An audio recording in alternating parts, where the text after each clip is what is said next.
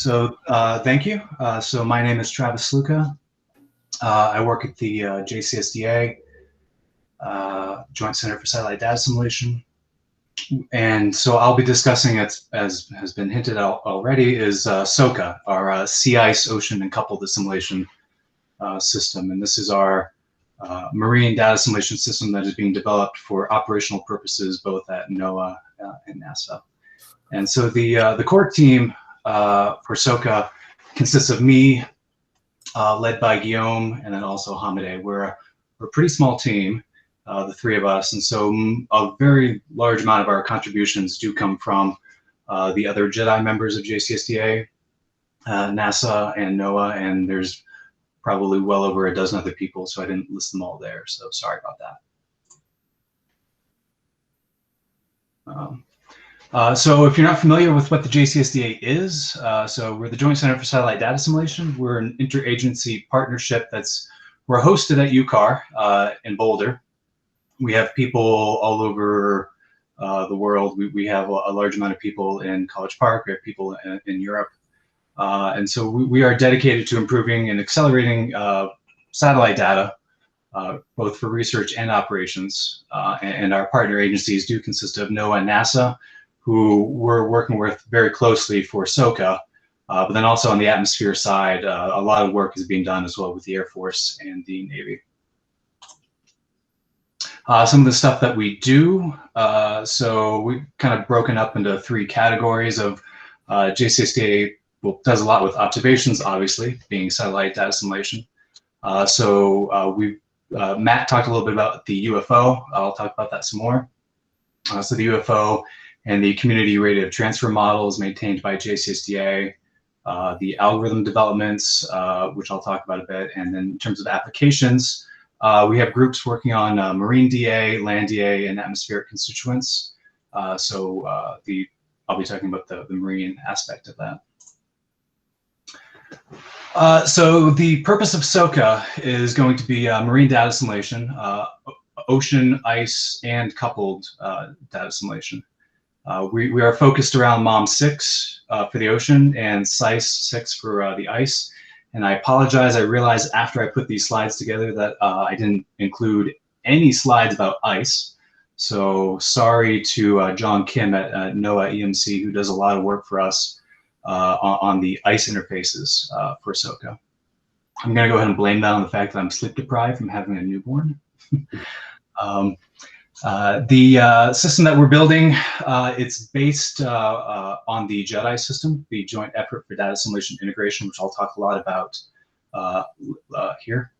And so some of the deliverables, the uses for this, it planned to be used for the weekly coupled data assimilation, both for NOAA's UFS, which Jessica, about a month ago, I believe, gave a good talk about what NOAA's UFS is, their unified forecasting system. And then this is also planned to be used with NASA's GEOS coupled model. So as I said, SOCA is being built within JEDI. So what is JEDI? So it shares some of the goals with DART. This is a next generation, it's a unified data assimilation system. So it's not just for the ocean. It's for any domain that you want to hook up to JEDI. So we're using it for ocean and ice. It's also being used for land, atmosphere, atmospheric chemistry. And some of the goals are to unify those efforts instead of having separate ocean system and all those things, do it within one framework so that we can share code. Doing that within a unified system, we have modular code, lets us be more flexible, lets us share things. And hopefully doing things in this unified framework will increase your research to operations and O to R as well, and hopefully an increase in science productivity and code performance. And if you want a much longer description of what JEDI is than what I'm going to give here, there's a link to a newsletter that we put out before, I think it was AMS last year. So there's a very long amount of documentation you can read there about high-level stuff about what JEDI is and how we're developing things. So JEDI consists of some model-agnostic components. They can be used across all domains, regardless of what model you're using, what grid you're using, what observation platforms you want to use. And I'll go over that in a little bit. So how do we hook up to JEDI? So we at the SOCA team are very small. So we have a lot of work to do with just a few of us. And so we're really relying on a lot of stuff being done within JEDI that we can easily use. So what we do is we create an interface to the MOM6 model for the ocean, the SI6 for the ice. And so unfortunately right now that is not using the DA hooks and those interfaces that Matt talked about, but we have talked to Matt about hopefully kind of unifying the way that we talk to the model at some point in the future. So we pass that to JEDI. We have specific observation operators, but these live within the UFO repository, so they're available to anybody. So not just us with SOCA, they're available to the atmospheric group if you wanted them as well. And then we provide our representation of what our background error covariance is like, which I'll discuss later. And so we give it those things, and what we get back from JEDI is quite a bit. So we have a whole suite of data assimilation algorithms that are implemented, ranging from 3D VAR to ensemble methods. 4D VAR, if we had additional things implemented on our side, would be available. Those algorithms can run in core or out of core. So similar to the way GFDL is doing their ENKF in core, there is the possibility of doing these algorithms in core as well. We have advanced observation operators, so not just simple ones like in situ temperature and salinity, but also you have access to the CRTM, so you can do the radiative transfer models as well with your HFX. And so looking at the components of SOCA, so we are here in the middle, the SOCA MOM6 interface. And over on the right, we use from GFDL the MOM6 and the FMS repositories with ever so slight modifications to get it to work with our stuff. And on the left side are bits and pieces provided by JEDI. And so these are broken out into two little groups of observations and the algorithms.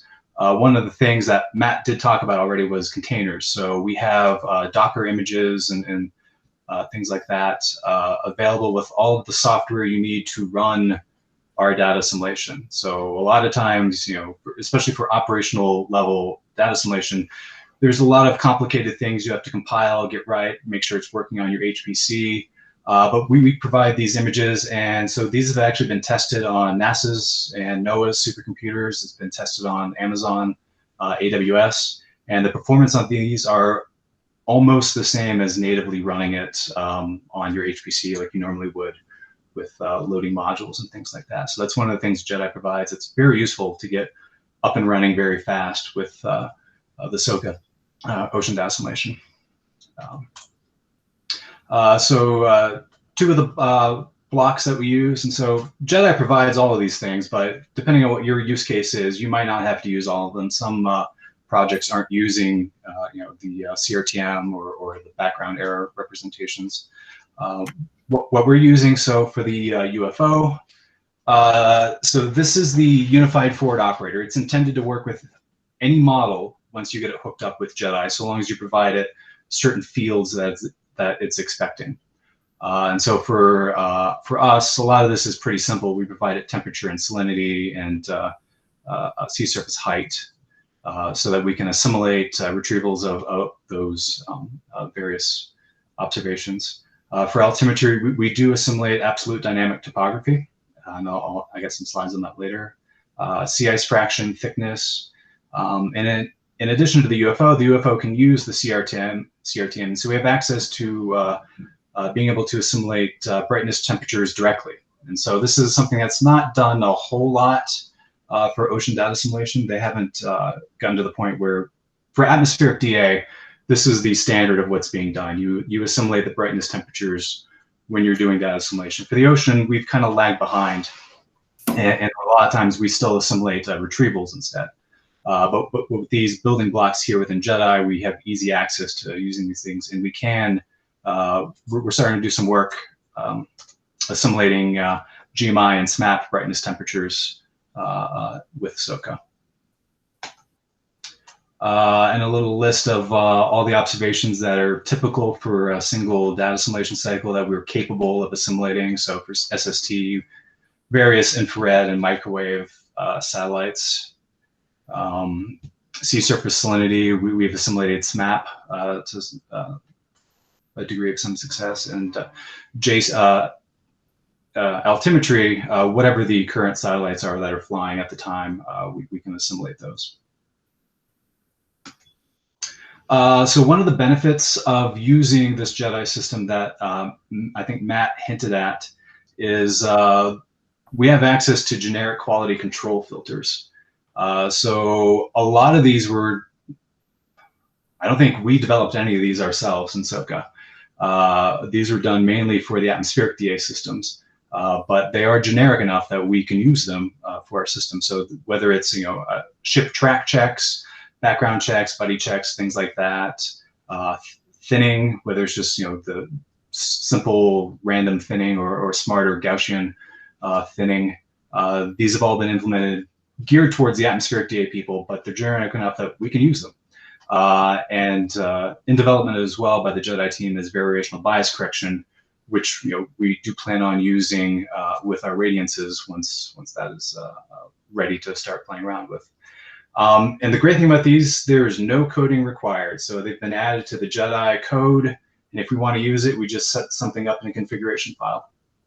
And so the number of ocean DA people is a lot smaller than the number of atmospheric DA people. And so whenever we can use work that they've done, it's a huge help to us. And I think UFO, especially in terms of using the CRTM and these quality control filters, that's something that I think we've talked to Matt a little bit about. This would be a great place to for other people to share in the code a little bit. And you can just use the UFO if you want. You don't have to use all these other parts of JEDI. Over here, so OOPS is the generic data assimilation part of JEDI. And so once we've created our interface that hooks up to JEDI, we have access to all these things. So whether it's in increasing order of complexity, we have a 3D bar FGAT, which is pretty much the same, except you're running your model, and as it's running, you create your observations at that time for when you're doing 3D bar. 3D bar here, you can do it offline, where you run your model, save the state, and then do your observation operators on top of that. EDA, which is an ensemble DA, variational based.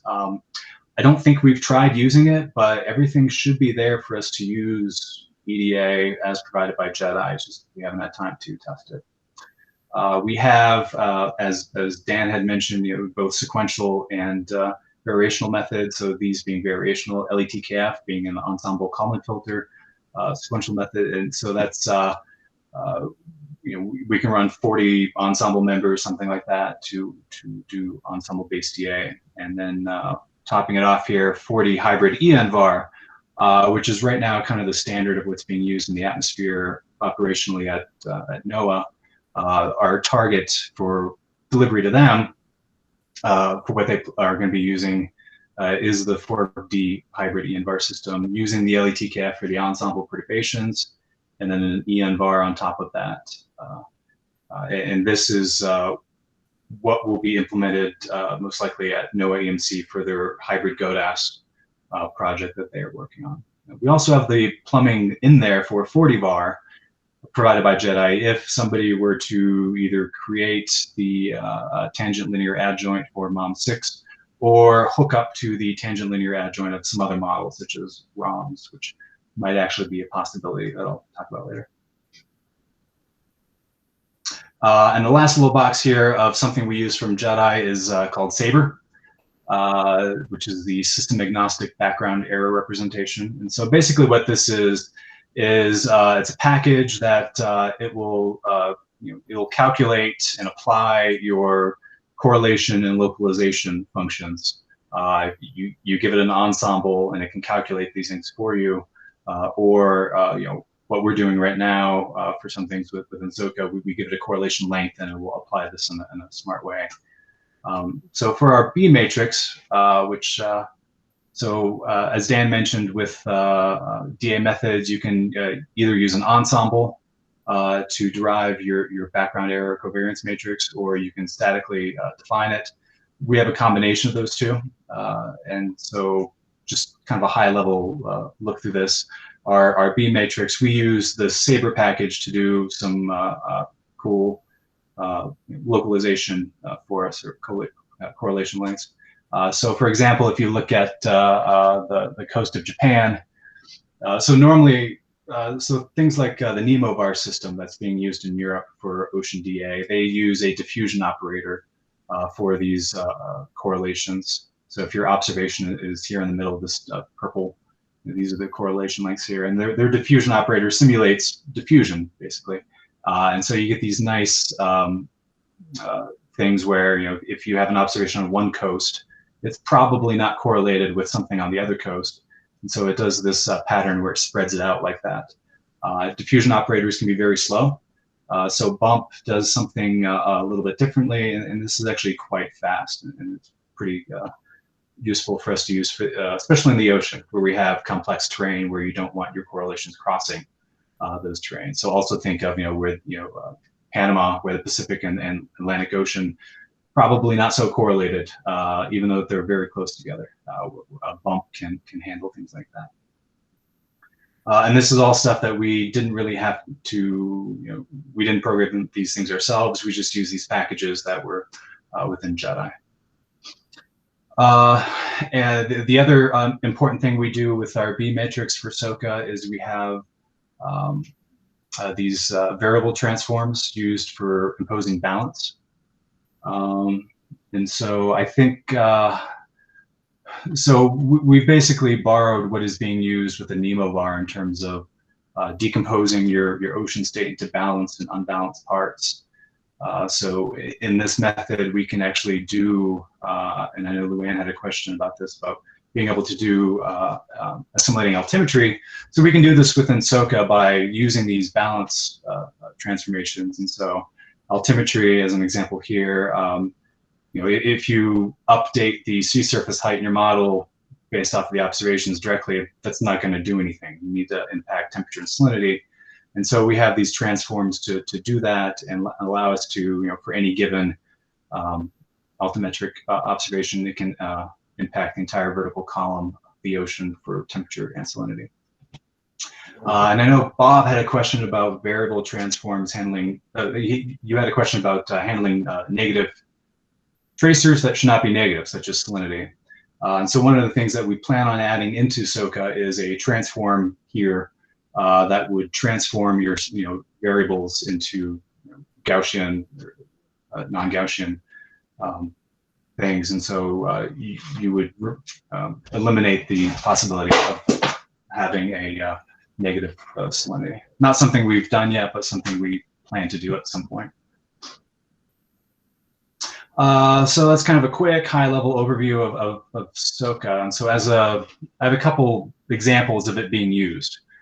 So the past 2 years, we've been doing a lot of software development to get this working. And recently, we've been doing more useful scientific type things. And so one of these is a real-time SOCA. And if you go to this website, you can see this. And this is running in near real time. I think it has a 2-day delay. And the motivation for this, for having a small little system running in real time, so JEDI development has been very, very fast. And so they've accomplished a lot over the past 2 years, basically starting from scratch. And so the code changes all the time, which is unfortunate for us. But since it's so fast paced, we need ways to make sure that every change that they make is compatible with their system, but manually testing this all is not humanly possible, especially since we have a lot to do already. So, all of these repositories that we depend on could change multiple times throughout the day. And we need to make sure that SOCA still works with all of these. So what we've done is we have a continuous integration, continuous delivery pipeline set up. And so just a quick overview of what these things are. So continuous integration. So this is something that the MOM6 developers practice themselves already as it is, where when you push any code change up to GitHub, it triggers test, make sure things compile. And we have a suite of tests that run on a very coarse 5-degree ocean to make sure things are still working correctly. And so these tests pass, and you're allowed to merge your code in if we approve it. And a step above that is continuous delivery, where you take these changes on a regular basis and you test them in a production-like environment to make sure that they're ready for release. In our case, we don't have a real production environment, but this is our real-time SOCA system that we're running every night that kind of simulates that. And I think, Matt, you still have your mic on. So this continuous delivery pipeline, if you're at all familiar with software engineering methods, DevOps, you have a change to the code, you build that change online on Travis CI.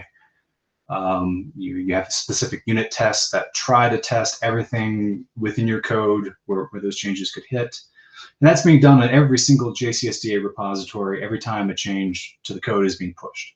So we can usually say with pretty good confidence that whatever change we've done should work within each repository. But then that system as a whole, we keep going further. We do an integration test on all these repositories together within the real-time SOCA. We do a near real-time run with a 2-day delay. And this is being done every night at, I don't know, I think 2 a.m. Mountain Time. And so what we're doing with this system, and so we're using a slightly coarser resolution. We're using the 1 degree Mom6 75 vertical hybrid levels for now.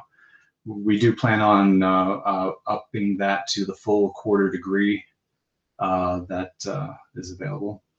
And for observations, we use whatever the latest we can pull online. So for SST, that's a combination of years, AVHR. For in situ temperature salinity, all of the observations available from US GODI for FenMach that are available at the time. We assimilate, and the Cryosat, Sentinel, Jason, those such ADT altimetry satellites. So those are being pulled in every night. For forcing, we use the operational GFS, whatever the latest fields are from that. And so what we do here with the system is, we run a 24-hour cycle every night. Whenever there's any change to the code, which happens, every day pretty much, even on holidays. I don't know who's doing that work, but pretty much every day. Whenever there's a change to the code, we go back 15 days from whatever the current day is and do a new short little reanalysis. And this gives us some confidence that nothing horrible has changed in the code. It's not a full multi-year scientific run to evaluate the quality of SOCA. This is shorter just to make sure nothing too bad sneaks in. So the complete workflow is part of this continuous delivery pipeline, from grabbing the observations and the forcing to running the model and the data assimilation and doing the post-processing. That's all contained within this repository, and that's all being checked every night by this real-time system. So those are all posted to this website. You can look at that now if you don't want to watch my slides and do something else. And so we have 2 tabs on the top right. One's for the master branch. That's our latest branch that we've looked at ourselves and determined to be in a good condition and something we can use. But then you have this every night, a new version is being run with whatever the latest code is, and that's available under the release nightly branch. And so you can look at those, and you can see the differences and O-B statistics and things like that. So we can kind of gauge whether or not the system is working as intended. And so this is still constantly being updated. So we plan on adding a lot more diagnostics to this. Right now, it's mainly just observation space, state space should be added at some point, things like that. So this is being updated quite frequently. So if you want to keep an eye on what we're doing with SOCA, this might be a good place to look. So there's this website. You can see the differences between what your new code is and what the nightly is. In this case, I accidentally had sea surface temperature assimilation turned off, and I turned it on, and hey, everything worked better. Lots of blue, as was hoped. And so we can see these nightly runs as these other colors here. And so after a couple runs, we can see, okay, this is consistently performing better than our current master version. We'll update this to master. And so the goal ultimately is to have this all totally automatic. And so this code will be, the latest stable version will be tagged automatically based off of whatever metrics we give it. Just to kind of summarize that, so the benefits of this. Okay. The benefits of this continuous delivery pipeline is it's publicly available. It lets the public see what we're doing and kind of hold our feet to the fire to show that we're making progress on SOCA. But then also it's very important for the software engineering side of it, because Mom6 changes, JEDI changes. These happen very frequently, and so we want to be able to test this every night automatically, and that's what the system is helping us do. So the key to success to this is having good tests. So there's a lot of unit tests that are within SOCA. Every now and then, though, something slips through and breaks. But this is good, because since it's not a production environment, we take that and we learn from it. We figure out what broke, make sure we add in a test so that this is caught by the system automatically the next time. So that's one thing that's being done with SOCA, just kind of on the side. And a couple slides here on other activities going on with SOCA. So in terms of some cool science being done, so it is being used at NOAA Climate Prediction Center for some observation system simulation experiments. So I think, Frank, you had asked about using DA for OBS network design. So this is a good example of work that's being done with SOCA at CPC to do experiments, comparing what happens when you use only tau, only Argo, both of them, none of them, within a perfect model experiment. And so this is work that's being done at CPC, being done by Ji-Shun. And he's got some cool results showing that, if you look at these boxes, there's the no data assimilation, which doesn't perform that well, as you would hope. There's only assimilating tau, only assimilating Argo, assimilating both. And so for both the intraseasonal and the lower frequency parts of the timescales, Argo helps a lot in terms of reducing the errors that you see within the system. Tau, not quite as much. So I don't want to start a fight with the project managers who oversee the tau array, so I'll just leave it at that. We're also starting to do some work with biogeochemistry. So the Bling model was added into Mom6 for SOCA. We've added in other tracers, one of these being chlorophyll, so these are being pushed through the model. And within UFO, there's ocean color observations from both Beers and MODIS. So we've by we I mean Xiao. Guillaume and I haven't really done much for this, but we do have what's needed to start doing some work with assimilating chlorophyll, which should be fun. Radiance assimilation. So as I mentioned, SOCA has the capability of assimilating radiances directly. And so Hamide has been working a lot on the direct assimilation of microwave radiances. So both SST using the GMI satellite sensor and SSS with SMAP. And so a lot of talk has been given to coupled DA, and especially the upgrading from weakly coupled, which some people do now, to what's called strongly coupled, doing everything as one whole system. And we think that radiance assimilation is really going to be a gateway to doing strongly coupled data assimilation, because these radiances, they depend on the ocean surface and the atmospheric state as well. So you could do these separately, as is commonly done now, or within the JEDI system with SOCA, having both your atmosphere and the ocean being run together. In theory, and this is something we are working towards, is using these radiances to impact both states at the same time, given what the background states are. So that's a lot of fun, interesting work that should be happening soon. And I think this might be the last slide. So we have an intern who never made it to the US because of COVID. But Francois has been working remotely doing machine learning. And so instead of using a sea surface salinity retrieval done the standard way, he has been working on using machine learning and a database of co-located in situ and SMAP data to come up with an algorithm that can generate a retrieval based off of machine learning. There's been a lot of promising results from this. It should be, I think we've started now actually assimilating these, and so we'll see soon how well these help out the analyses. And okay, no, this is the last slide. And so one of the things we'll be working on soon, and we just found out we got funding for this, is working on the regional marine DA. So the goal for this is to be used as initialization for EMC's HAFS, the Hurricane Analysis and Forecasting System. This will be based on MOM6, the work that's already been done with the global DA. But being able to switch models and plug in something else within the JEDI framework isn't too much work. So there will also be support for an encapsulation of ROMs.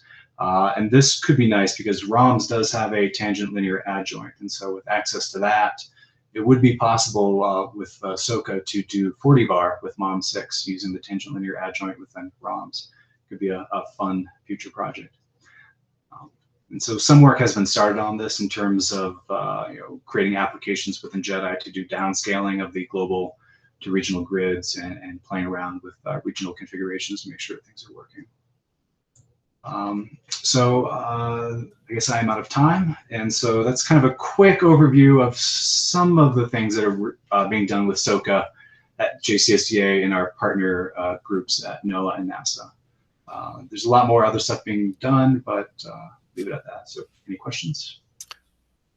Thanks, Travis. Questions for Travis? Gökhan. Yeah, I had a question for Travis and maybe for Matt as well. When you say sea ice ocean coupled, are they strongly or weakly coupled? So I believe they are strongly coupled. So and this is something that we're still playing around with our B matrix for things like this. So there should be some code in there so that you assimilate your sea ice fraction, and it will impact the temperature of the ocean at the same time. So in that sense, they are strongly coupled. Okay, so in the ensemble framework, for example, the covariances are coupled in that case.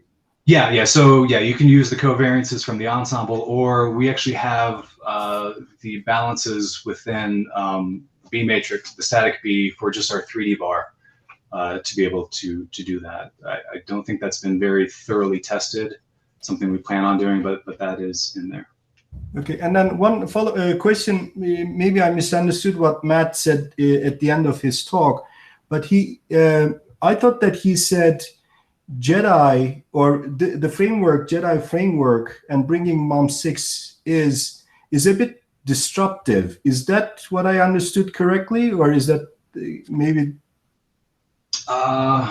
Maybe Matt can answer for himself, but I think so. Right now, the way we have MOM6 hooked up to JEDI is a little bit destructive. We've made some changes to the code on our own repo to make certain variables public instead of their default private, which is not sustainable in the long term. That's the way we started doing things. But ultimately, we would like to work with Matt more to make sure we're using an API, the same one he's using in Common, to talk to the model in a way that is totally non-destructive, and we don't have to make any changes to MOM6. Okay, thank you. Okay, Dan Amrine, you're up next. Hi, Travis. I had a question about the using brightness temperatures versus retrievals. You'd mentioned that could be a promising way forward for a couple DA, but it sounded like you also thought so for just ocean DA. I wonder if you could talk a little bit about that. Yeah, so I think so I believe the Navy directly assimilates brightnesses. I could have that wrong, but yeah, so this could be used just for just the ocean, so long as you give it an atmospheric state that is valid. And so that is one way that's being tested right now. We don't have the framework set up within JEDI to be able to do 2 models at once. So it's not a true, we don't really have the framework for strongly coupled DA yet. That is one of the things that's supposed to be worked on by the JEDI team this year.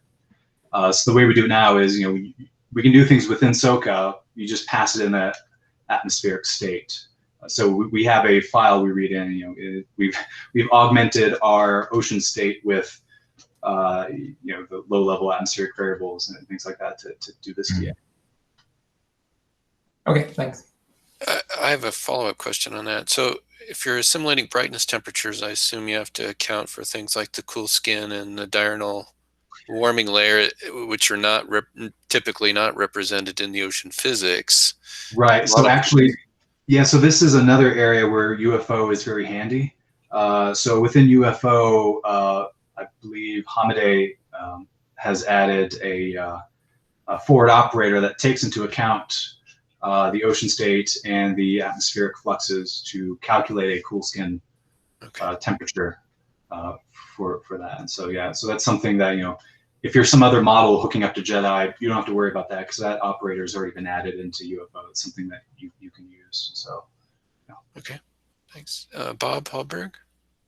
Thanks. Nice talk, Travis. I have a question about how you do the testing with this continuous integration. So within MOM6, we kind of classify changes depending on whether they are bitwise identical, whether they're mathematically equivalent, or whether they're something that probably needs to be analyzed carefully because it might actually change solutions, change climate. And under the first category, bitwise identical, a lot of things would be like an extension of a new capability, but because it was never used in any existing test cases, you can add it and start working with it. Within the testing that you're using, when I hear you saying you're seeing multiple changes every day, and are there attempts to identify those changes that require much greater scrutiny than others in any kind of formal way, or are all of these types of bitwise identical, mathematically equivalent, or truly answer changing, are they all treated equivalently? So right now, the C tests that are available within SOCA on Travis CI, they'll run and they'll check for their answers within whatever the print statements are that we have. I think it might be 7 decimal points or whatever. So within that, it's identical. Otherwise, the test will fail. If you're running it on your own machine or a different computer, these tests have tolerances built in to take into account different machines not being able to do things a bit identical, which is really a problem, especially when you're looking at Intel compilers on different machines. GCC is usually pretty good. And so on Travis CI, the tests will they'll fail if you have a change in answers within the 6th or 7th decimal point, and it's up to us at that point to look and see. We're not worried about that. Update the reference answers and keep going on. So that's the point where things had been, and so that's one of the uses of this continuous deployment system, is so that if something did change in terms of the answers, just to make sure that it's not a horrible impact. You've got this 15-day reanalysis that runs, and you can look at the stats and see, okay, the O minus B statistics are pretty much the same or better. It didn't have a negative impact on our system. So that's how we're handling kind of a difference between making sure to the best that we can things are mathematically within whatever precision the same, and if they're not, then we've got this continuous delivery system running to give us a little bit more reassurance that things are still good. Can I quickly follow up? So we find in our tests, even the changes at round off tend to cascade up within a couple of days in a fully freely running system. Just you're running off the off and off time scale for some part of the system. With the data assimilation, is that enough to constrain things that you really can tell the difference between kind of flicking the bits at round off versus things that might have changed more substantially? It might not be. I don't know. So this is one of the reasons we need longer, 1-2 year runs of cycling DA system. That's something we're pursuing with us, NOAA, and NASA this year to make sure the system actually still works on these long time scales correctly. But the way we have the test set up, so we try to test each little component individually, and we have code coverage statistics to make sure we're thoroughly testing all areas of our code. And so we can see that, okay, there was a tiny change in the MOM6 forecast, probably because something you guys changed. We're not too worried about that. We trust that you have tested the MOM6 correctly. Yeah. But the answers are still identical in terms of our 3D bar, EN bar, things like that. So by having these tests, totally separate, it gives us a little bit more reassurance about what has changed. And if it's just the forecast changing, we'll just blame you guys if it turns out to be a bad change. Okay, Ben Johnson, you're up next. Hey, Travis, great talk. I had a question that you might have addressed when you responded to Gokhan about the repository.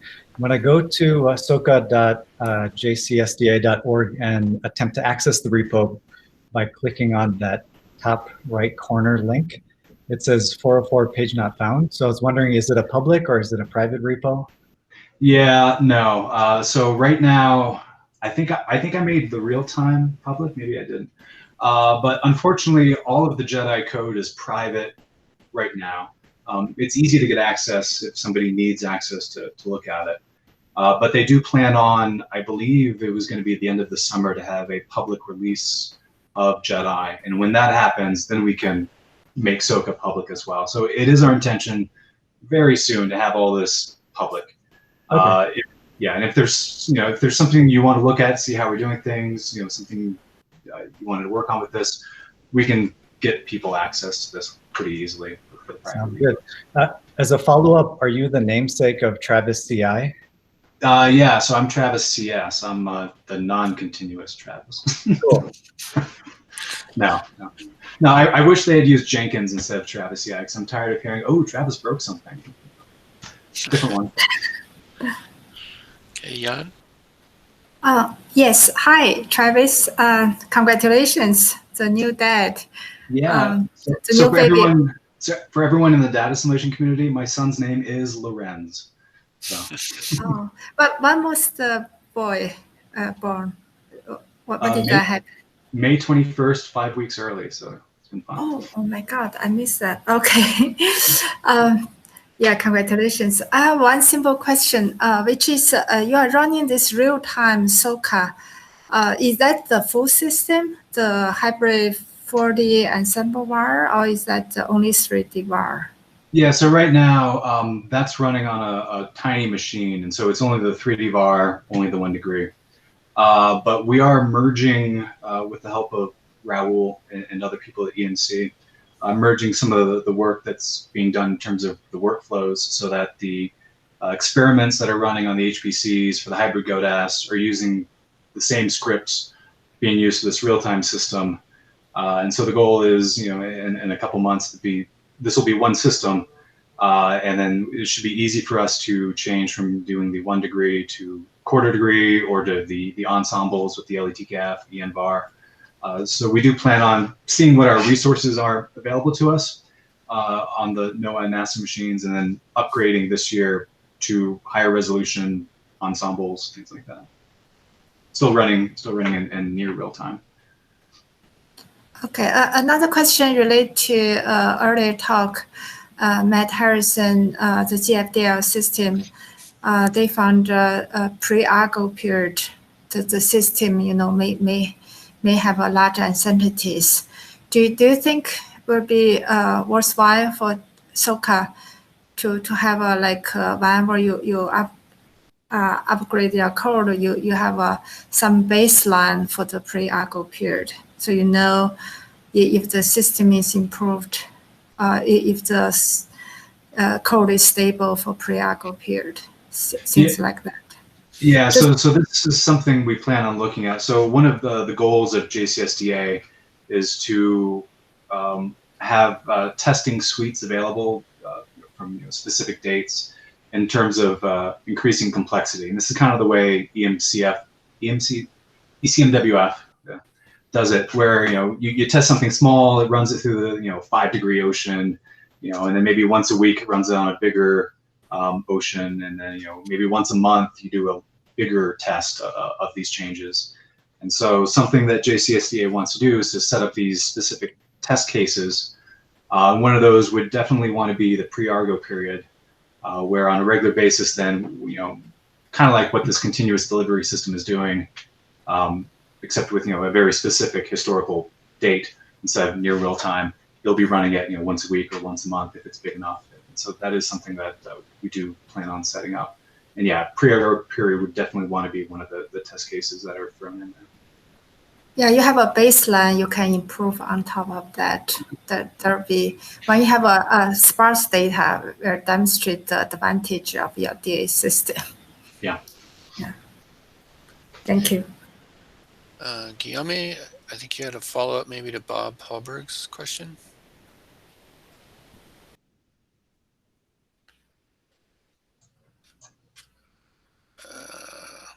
Guillaume's having computer problems today, so Okay. he might not answer. But yeah, he was just saying. So yeah, right now, 95% of our SOCA code is tested whenever you make a change and it gets pushed up to Travis to GitHub.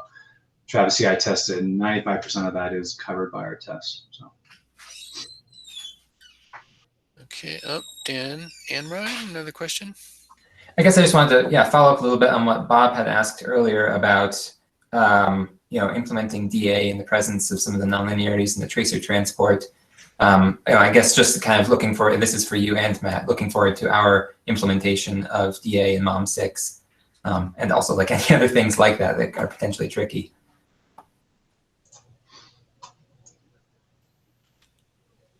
Okay, Bob Hallberg, another question. Okay, so this is something completely different. So Travis, you mentioned the idea of using the adjoint from ROMs with MOM6, which is fantastic. We are very confident that we will not be developing a tangent linear and adjoint model of MOM6 because of all the nonlinearities, but we recognize that an adjoint gives you a unique set of information about Backford's influence of information. One challenge this might present, though, MOM6 is able to use topography that would cause ROMs to blow up. ROMs typically requires a significant degree of smoothing of rough topography, but that's for the forward model. Do you think we would be able to use a tangent linear and adjoint, the reverse model of ROMs, with MOM's rougher, less filtered topography? Or conversely, do you think that if you are using different topography, and hence different wave speeds and a whole bunch of other things, that using topography that ROMs could handle would significantly bias the adjoint in a way that would lose some of the values of this very exciting idea? Yeah, I don't know. It's a good question. So my experience has mainly been with ensemble DA, not bar and 40 bar. But I do know that I think Steve Penny had shown that in your ensembles, if you perturb the topography, it has a huge impact on your ensemble spread for the ocean state being used in the DA. So as you point out, yeah, having different topographies could have a dramatic difference in terms of biases of the two models. And so it's not something that's officially on the list of what we are supposed to be doing. But since we will be doing the regional ocean DA, and as part of that, there will be an interface to ROMs, then it could be a fun research opportunity for somebody in the future to do some work with that. I think it's a fantastic idea, and I would love to see it followed up, even if only to find out what we don't know about why it won't work. It would be great if it really did work. That would be fantastic. Best of all worlds.